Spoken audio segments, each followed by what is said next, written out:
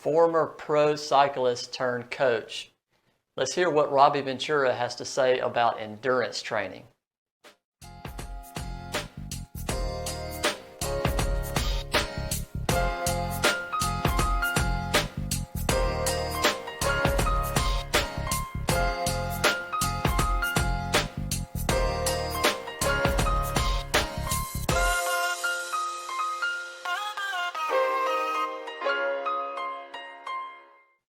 Kenneth Thomas here, Umble Nation, and I am bringing you a gem today. We are talking with Robbie Ventura, former pro cyclist and just kind of jack of all trades. I would say now he's kind of turned to entrepreneur. He's doing stuff with coaching. He's got some other cool stuff going on. And so we're just going to jump right into it. So let's see here. Robbie, what's up, brother? How you doing, Ken? Man, I'm good. What you been up to? Well, I started my day, believe it or not, with a tall cup of base camp. Sweet. My wife and I tried the coffee this morning, and Yeah. we loved it. It was spectacular. So, props and good for you for making some great coffee. We really enjoyed it this morning. So, it started my day off right, that's for sure. Sweet. Well, yeah, we, with Umble Coffee, we're trying to get the best coffee for those people like you who are like those active go-getters, wide open, whatever. So I'm glad you enjoyed it. So let's jump right into it. So what I'd like to talk about today is what I would call kind of the keys to endurance training or endurance coaching. And you're a coach now, but you were on the other side. You were what I would call a player earlier in life. And so why don't we just start at the beginning? Give us a little brief, Robbie Ventura history on professional cycling, on being with the NBC team at the Tour de France. Just go at it, man. Have at it. Sure. I was a more of an explosive athlete as a youngster. I really enjoyed soccer. I was a hockey player, and I started racing on the velodrome in my hometown of Kenosha, Wisconsin. I was very fortunate to have a velodrome, which is a track that's about 333 meters in distance, and it's banked on the ends. And that's kind of where I started riding a lot of bicycles. And I was very fortunate to have a father that was a former cyclist as well, and a great coach. Probably my best coach I've ever had to this day was my dad. And he was just a great supporter of cycling. He was also a great supporter of hockey. That is probably my first and most true love is the sport of hockey. I wanted to be a professional hockey player, and I had a couple of challenges along the way there, and it just didn't quite work out. But I was fortunate enough. Do I remember right? Did you play in college hockey, or am I just making that up? I played up? junior A. So I played on a midget AAA hockey team. There was only one in the Chicagoland area, and I had a really good opportunity, or at least I thought I had a really good opportunity to play Division I hockey. And I had to play a year of junior A hockey first. Mm-hmm. And junior A hockey is a high level of hockey for basically 16 to 19-year-olds here in the United States. And you still have your college eligibility. Unlike Canada, major junior hockey up there, you lose your college eligibility when you play that. So my whole goal was to play one more year at junior, get a little bit bigger, get a little bit stronger, and then play Division I hockey. And unfortunately, I had a couple of accidents. I tore my quad. I had I got hit in the face and broke my cheekbone and my mandible and just my orbital bone and my nose, and had some tough times when I played junior A hockey. So I landed kind of back at Lake Forest College, which was a powerhouse Division II/III school. We actually played half of our games were Division I hockey games, and we won half of those Division I hockey games. So we had a great team. It just wasn't a Division I full-blown hockey team. So although I didn't quite exercise my goal, I was able to take huge advantage of some of the opportunities that came to me at Lake Forest. And one was, obviously, I met my beautiful wife, Lori, which was probably the number one thing and the number one reason why I'm so thankful that I never did make it in hockey. Yeah. But my second thing was I got back on the bike significantly more. I fell in love with the sport of cycling, and I was able to qualify for the World Championships in Hamar, Norway in '93. So when I was a junior, I was playing hockey.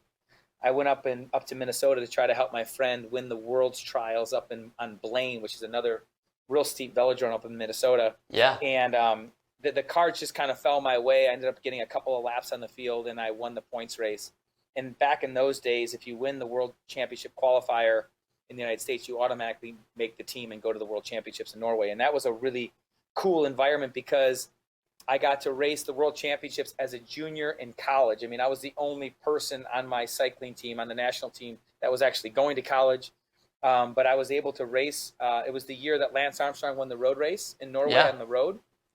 It was also the year that Rebecca Twigg set the world record for the women's pursuit, another American. And it was the year that Graham O'Brien, I don't know if you follow any sort of cycling, beat Boardman in the pursuit and set the world record on that goofy bike. I don't know if you've ever seen the show The Flying Scotsman. Yeah. But he literally made a bicycle out of a washing machine. That's and crazy. He just trained by himself indoors. He was such a interesting, artistic, just savant that he had this thing. We shared the track with Great Britain, and he had this thing under a tarp, and he pulled it out, and it was the craziest machine. Is when he had his hands right here, and he was leaning forward, and he set the world record. And he beat Boardman, who had the hour record at the time. So it was such a great World Championships to be a part of. It was in the Viking ship in Hamar, Norway. And as soon as the race was over, as soon as the World Championships were over, they cleared it out, the entire track. They dismantled the entire thing, and they put the ice skating rink in there. Remember when the Olympics were there in Hamar, Norway? That entire Viking ship that we had as a velodrome, they made into an ice skating rink. And that's where they had the Olympics, the long track Olympic championships there the next year when the Olympics were in Oslo. So it was a great experience, but that kind of catapulted me back into cycling again. I had some incredible relationships with the Saturn cycling team and Tom Schuler. Yeah. He gave me a chance to ride professional as soon as I graduated the next year when I was a senior. And it wasn't an easy road, and it was definitely had a lot of bumps, a lot of growing opportunities for me. But 11 years later, I retired and started coaching athletes. So it was a great journey, and I wouldn't trade a day of it. My last 4 years with the U.S. Postal Service team were phenomenal. Yeah. And then I had the opportunity to start coaching Floyd Landis, who was a cyclist on our Postal Service team. Yeah, I remember that. Yeah. My last year on the team, I was helping him out. He'd come to my lab. We'd do some testing. You know, I've always wanted to be a cycling coach, and I feel like I could be really good one, because for me to be competitive at the sport of cycling, I really had to maximize every component of the sport, from tactic to aerodynamics to power output. I mean, I embraced power-based training way before anybody even knew what it was. I really had to do things, and I had to take chances as well. I had to try things that caused me to overtrain. Right. I had to make a lot of mistakes before I figured out exactly performance on a level necessary to be competitive at those high ends. So I saw Floyd. I saw how talented he was. I knew that he had the potential to really be a contender. So I talked to him. I said, Floyd, if you improve a couple of these areas, you'll be able to ride at the front of the Tour de France. Yeah, that's crazy. And I started coaching a lot of other athletes as well. And then the Tour de France hired me to talk about Floyd Landis and his training and his process. And in that process, I really got comfortable on camera, and they kept me on after 2006. And I still do stuff. I don't know if you've watched the Tour de France this year, but that was a really fun journey as well. Going to France for a month out of every year. Yeah, that's fun. Such a group of people, made some incredible friendships with Bob Roll and Frankie Andreu, Joel Felicio, and they just great people. Yeah. I wouldn't change that either. I think it got taking a month off every summer started to add a little bit too much stress, and I just wanted to, be home more often. And so I really turned up the screws on my coaching business, and it's been a really, really fun journey from then on. Well, my wife and I also have 4 kids, and home is important. and Oh, yeah. you do have to balance that. I'd be interested in just kind of picking your brain on like the difference in being a player. And you said that you were good at cycling, but not great. Most of us would consider you great at cycling, but you were looking for coaching, and kind of go in a little bit to the difference in being a player and then stepping away from that and being a coach, and trying to figure out from a physical standpoint, but also from a mental standpoint, like how do you motivate somebody? Well, I think for me, um, people think motivation comes from, something in your brain that says, hey, I want to do this and get really good at it. Or I want to lose some weight, or I want to become a better cyclist. I'm super motivated. I kind of have a different feeling about motivation. I think motivation comes from actually doing something consistently over time. Yeah. And when you start to see gains and you start to improve, that's where real motivation comes from. It comes from understanding and believing and embracing the journey and the process, not necessarily the end, right? Like I want to win the Tour de France, or I want to win this bike race in 6 months. You don't get motivated by saying that or by even thinking that. You get motivated through putting the time in, feeling what that does for you mentally in terms of how you can embrace the process of getting better, the people that you meet during the process, the other things that happen when you get out on your bicycle and you ride, the beauties of this incredible world that we live in, and embracing the smells and the sounds and the excitement of being outside. The excitement of getting healthier, right? Like feeling better about when you wake up in the morning, the energy that you have. Right. Once you've gotten to that rhythm, motivation's there. That is the motivation. That's the excitement. That's the process that really is important to me. And even at the highest level, there still needs to be that. Because if it's not, you won't hang in there. You won't stick it out. You won't, and in You'll our burn sport, out. in our sport, endurance sports, you actually have to put the time in, and it requires a commitment. And that commitment can only happen if you enjoy the process of training. So really it's about, to me, a strong mental game is someone who's passionate about what they're doing, and they enjoy not just the end, but they really enjoy all these little things that happen along the way. Yeah. And those people seem to have the ability to perform when they need to. Right. People that the end result is everything that determines their happiness, Right. they have a harder time. They have a harder time staying in there. They have a harder time performing. They get more nervous at the start-finish line. They end up having more bad races than they have good ones, because the sun sets with their result. And take that off the table and just focus on the process, and those results kind of take care of themselves. Well, let me ask you this, like, do you notice, because I know that you coach several different, like, what I'd call genres of people.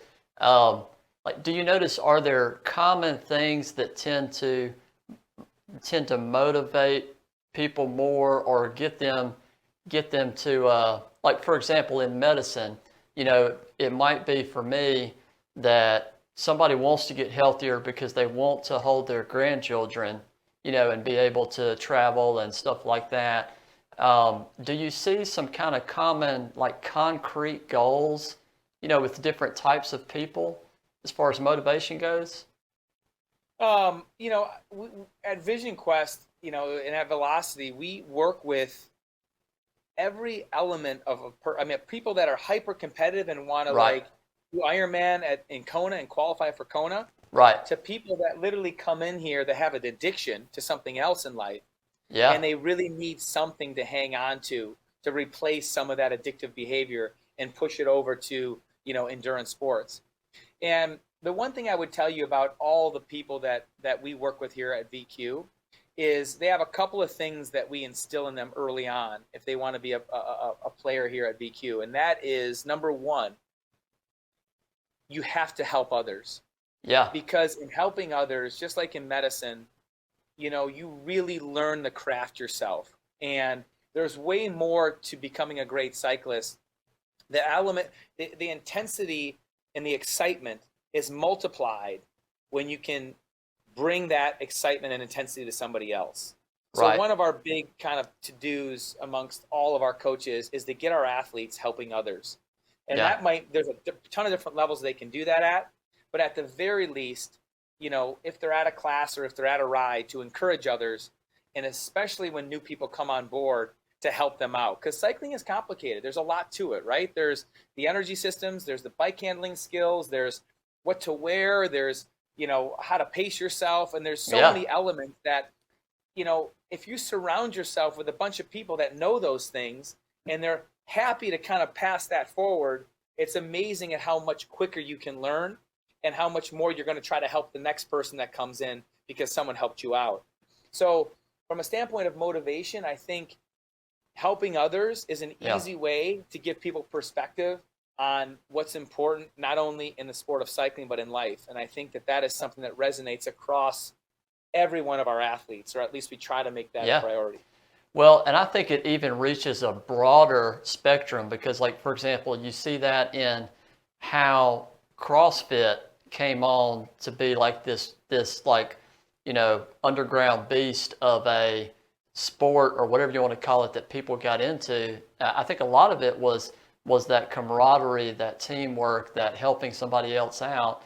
I know that I have been, and I'm sure you have been a million times on really both sides in cycling, somebody saying, hey, at the very beginning, you don't have to wear your underwear and wear, the actual like cycling, whatever, that will help, stuff that like people, you're so glad when somebody actually says something like that, but that's chamois cream, not lip balm.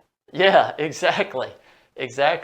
And so you have that, and then you have opportunities on the other end. You see somebody and they're not in that $2,000, $5,000, $10,000 bike, and they're just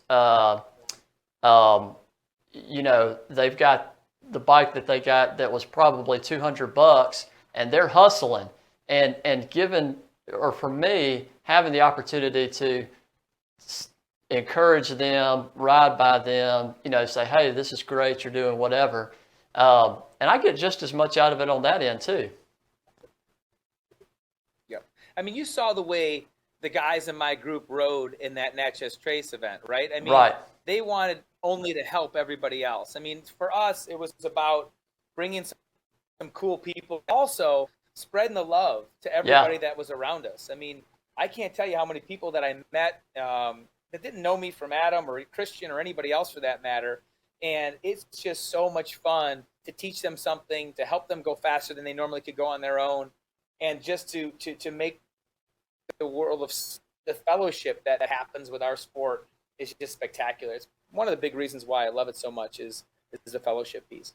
Well, I'll say on that ride, and that was a Century ride, I knew who you were, and I knew who Christian was, and so it was, it was awesome for me to just like see that, it's just a group ride, like there's nothing fancy about it, and so that was a lot of fun. But tell me more about Vision Quest. So Vision Quest Coaching is your company, and that is where your coaching kind of started. And tell us where it has grown to as a company and what all you cover and what all y'all do. Well, we've been super fortunate to, again, to have such great athletes, great coaches, and great helpers across the board. I think that maybe I got it started with my knowledge and understanding, but my business partner, Dave Noda, Sydney Moy, all of our coaches, all of our trainers have really taken it to a new level. And I really learn continually from all of them on a regular basis. And I think it's just a really positive environment. We have a couple of facilities here in the Chicagoland area. We coach athletes from all over the country. We have the biggest amount of athletes here in Chicago because we have a testing lab where we do metabolic testing, DEXA scans, sodium testing, resting metabolic rate, strength and range of motion work.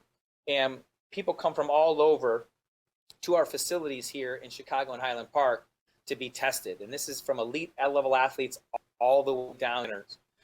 So our testing process and program is very good. We just opened up another center of VQ Labs in Indianapolis, and that's run by Jeremy Wilson. And he does a really, really great job as well. And all the centers not only have testing facilities, but they also have indoor training, where our real focus is not only to build people's power, but also to teach them about the sport of cycling. Our indoor classes are filled with skill development, cadence work, body position work, power control and pacing. It's not just go out and do 5 intervals times 5 minutes.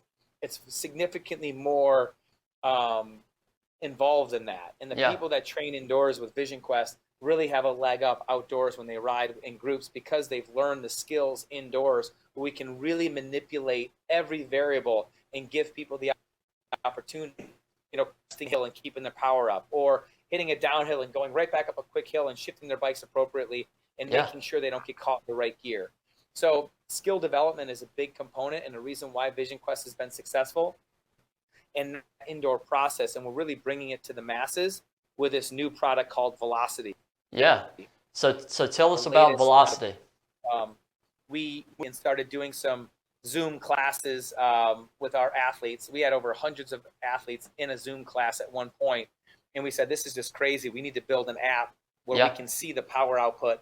They can kind of interact with the coaches as well. So Velocity has come along, and we're in beta right now for you to get on it. Ken, I don't know if you have a trainer at home, a smart trainer, but if you do, I'll make sure that we get you a free pass and you can come start working out with us on a regular basis. But in general, that'd be awesome. It's a more sophisticated Peloton. It's basically Peloton, instead of just music and rah-rah, it's more people skill development, really giving them really solid training based on their metabolic profile, and really taking that experience that Peloton, which is great, and really kind of catering it towards serious cyclists, not people just wanting a good workout. Yeah, well, I think that's awesome. And so, like, for example, for me, I'll tell you, I don't do Peloton, but I do a lot of indoor training. And what I do is Zwift. And I've always thought Peloton is great for people who want a spin class. And for people who like to be out on the road, like what I would call cyclists, which are different a lot of times than your spin class group, neither one better or worse than the other. Zwift to me fit better. It seemed more like cyclist, and so it sounds like you're kind of marrying the two in this Velocity app and bringing that more towards cyclist. Yeah, I think the nicety is you can still do your Zwift rides. Like if you like to just cruise and be on the course with 3,000 people and Matthew Vanderpool and all these great cyclists that are out there with you. We're a little bit more specific to trainings, and you're going to be coached during those workouts. Yeah, and that's cool. Not really, it's more like Peloton than Zwift, but we're going to get more from the Zwifters than the Peloton. I mean, the top 5% of Peloton really come over and join and love Velocity. And anybody who does Zwift that wants 1 or 2 workouts a week where there's some real good coaching involved and not just riding out on these open roads that are beautiful, they'll want to kind of rides and do rides. Yeah, well, that's awesome. And with the Velocity app, it sounds like it would be something, definitely for cyclists, but really for anybody. And one beautiful thing with it, I think you had talked about a desire to bring health to the masses. And so with something like this, you can scale. You're not looking at just Chicago or just Mississippi. This is what I call location independent, and you can scale as far as influence goes, which I think is great. Yeah, we're so excited. I mean, I've been at it 20 years, and this is the first opportunity I've had to really bring more of what we've developed over the last 20 years to the world. So I think nobody's been doing indoor cycling classes as long as Vision Quest has, And now we can take all the great elements, all the great workouts, all the great instructors, all the great skill development, and bring it to everybody. And we can have classes, we're going to have this really kind of curated experience where they're going to learn a lot. They're going to get a great workout. Hopefully they're going to gain some momentum, and we'll be able to kind of track their progress, and the program will grow and adjust based on their improvements as well. So we're fired up. We hope to launch this thing in October. We're actually using at Vision Quest. Yeah. Our next beta release is August 1st. So hopefully we'll get you on that, Ken. Yeah, that'll be awesome. Well, listen, it was a pleasure having you on today. And, it's awesome to talk about coaching. It's awesome to talk about what motivates people. And we hope to see you soon on another Happy Healthy Coffee Native brought to you by Umble Coffee. Peace out, Robbie. See you. Thanks, Ken. It was a pleasure having Robbie on today, and I liked him. I hope y'all did too. Hopefully we can get him on again sometime. And that's really it. We will see you next time on Happy Healthy Coffee Native brought to you by Umble Coffee. Stay humble. See y'all.